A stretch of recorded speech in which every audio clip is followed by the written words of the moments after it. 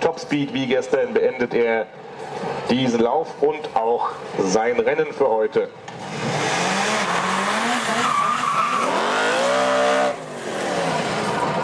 Unüberhörbar kommt hier Andreas Bier nach vorne.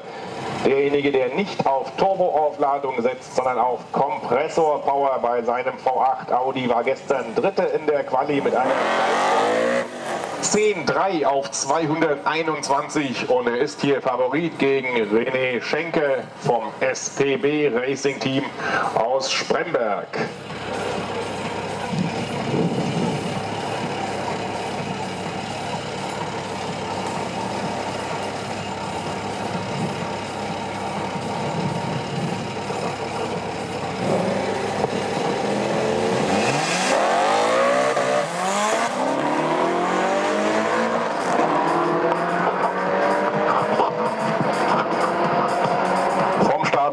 Dominiert Andreas Bier diesen Lauf. In der Reaktionszeit war er schon schneller und mit einer 10,4 gegen die 12,2.